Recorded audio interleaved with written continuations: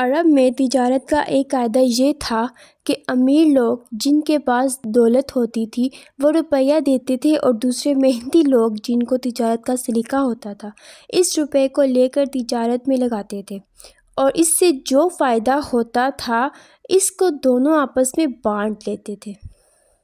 رسول اللہ صلی اللہ علیہ وآلہ وسلم نے بھی اسی طریقے سے تجارت کا کام شروع کیا۔ قریش میں خدیجہ نام کی ایک دولت مند خاتون تھی۔ ان کے پہلے شوہر کا انتقال ہو چکا تھا اور اب وہ بیوہ تھی۔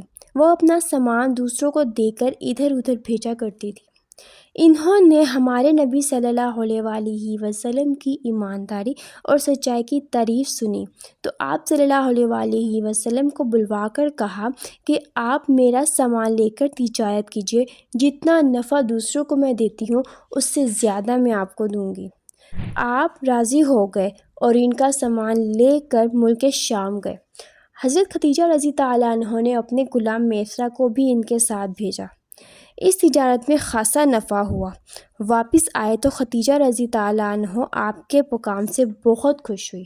اس سفر سے واپسی آئے 3 مہینے ہی گزرے تھے کہ حضرت خدیجہ رضی تعالیٰ عنہ نے اپنے نکاح کا پیغام حضرت محمد صلی اللہ علیہ وآلہ وسلم کو بھیجا۔